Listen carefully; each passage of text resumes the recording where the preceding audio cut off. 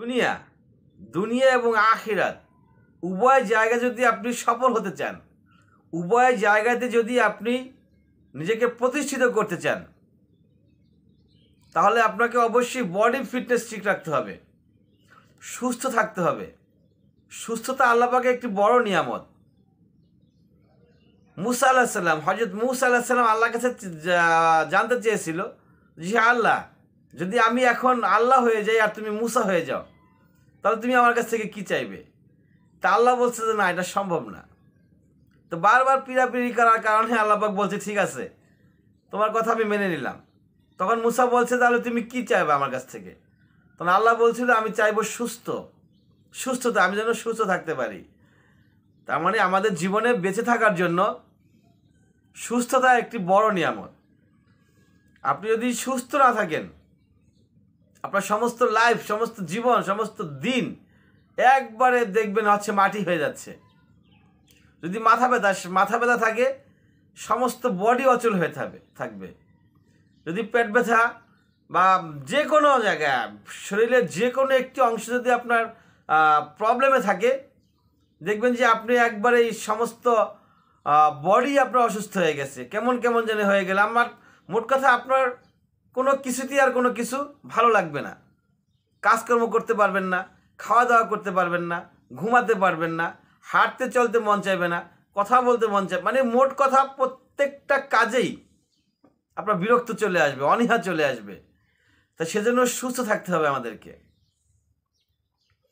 আর সুস্থ থাকার জন্য এবং দুনিয়া এবং আখিরাত উভয় জায়গায় কল্যাণ পাওয়ার জন্য প্রথমত যে কাজটা করতে হবে সেটা হচ্ছে ফজরের নামাজ। ফজরের পরে ঘুমানো যাবে না। ফজরের পরে ঘুমানো যাবে না। ফজরের পরে আপনাকে বিভিন্ন কাজে নিয়োজিত হয়ে যেতে হবে। কোনো কাজ নাই, আপনি কোরআন তেলাওয়াত করুন, জিকির করুন, একটু হাঁটাহাঁটি করুন, বাসায় বিভিন্ন কাজে সহযোগিতা করুন। কৃষক, আপনি কৃষিকাজ করেন, মাঠে নেমে যান, ফজরের নামাজ পড়ে মাঠে বেরিয়ে যান। স্টুডেন্ট, লেখাপড়া করতে থাকেন ফজরের পরে। ব্যবসায়ী, আপনি ফজরের পরে দোকান খুলে ফেলুন, আপনার বিজনেস শুরু করে দেন। চাকরিজীবী, আপনাদের হচ্ছে বাংলাদেশের রুলস অনুযায়ী জেনারেলি সকাল 8টায় অফিস শুরু হয়। আপনি ফজরের পরে আপনি বাসায় টুকটাক কাজকর্ম করুন, কোরআন তেলাওয়াত করুন, জিকির আজগার করুন, 8টা বেজে যাবে, অফিসের সময় চলে আসবে। এভাবে আপনার সময়টাকে পার করতে হবে। ফজরের পরে যদি আপনি না ঘুমায় থাকতে পারেন, তাহলে ইনশাআল্লাহ তাআলা দুনিয়া এবং আখিরাত উভয় জায়গায় আপনাকে মহান রব্বুল আলামিন সফলতা দিয়ে দিবেন।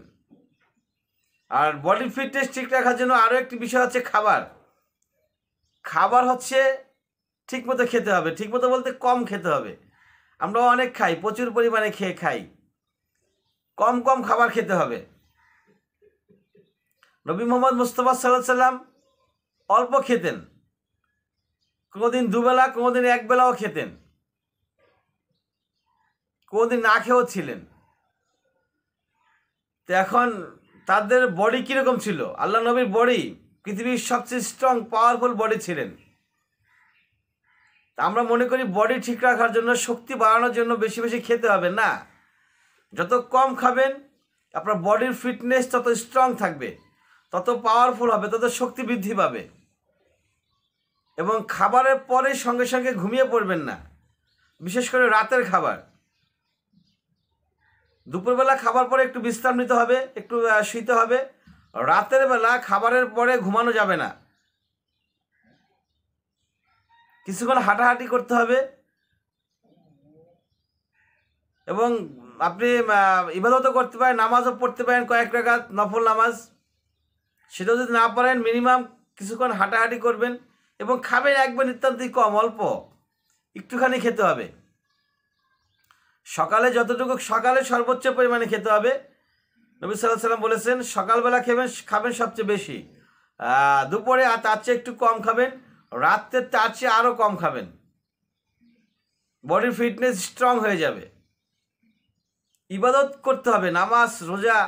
নামাজ করার জন্য শরীর ঠিক রাখতে হবে। আপনার যদি শরীর দুর্বল হয়ে যায়, আপনি অসুস্থ হয়ে যান, আপনি তো নামাজ পড়তে পারবেন না, ইবাদত করতে পারবেন না। সেজন্য প্রথমত বডির ফিটনেস ঠিক রাখার জন্য যা যা করণীয় সেটা আগে করতে হবে। ব্যায়াম করতে হবে নিয়মিত, সেটাও ফজরের পরে করলে ভালো হয়। নিয়মিত ব্যায়াম করতে হবে, সাঁতার কাটতে হবে যদি সুযোগ থাকে। নবী সাল্লাল্লাহু আলাইহি সাল্লাম সেই মরুভূমিতেও বলছে সাঁতার কাটার জন্য, মানে আমাদেরকে উদ্দেশ্য করে সেই কথাগুলো তিনি বলে গেছেন। আপনার যদি সুযোগ থাকে তাহলে সাঁতার কাটবেন, মর্নিংয়ে হাঁটাচলা করবেন, ব্যায়াম করবেন, খাবারের পরিমাণটা কমায় দিবেন, বডির ফিটনেস ঠিক থাকবে, শরীর সুস্থ থাকবে, ইবাদতে মনোযোগী হতে পারবেন।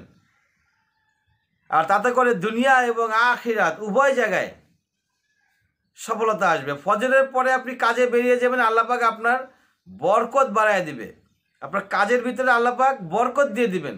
আর ওই বরকতের কারণে যেই কাজে আপনি হাত দিবেন সেই কাজের সফলতা মহান রব্বুল আলামিন দিয়ে দিবেন ইনশাআল্লাহ তাআলা। ওয়া আখির দাওয়ানা আলহামদুলিল্লাহি রাব্বিল আলামিন।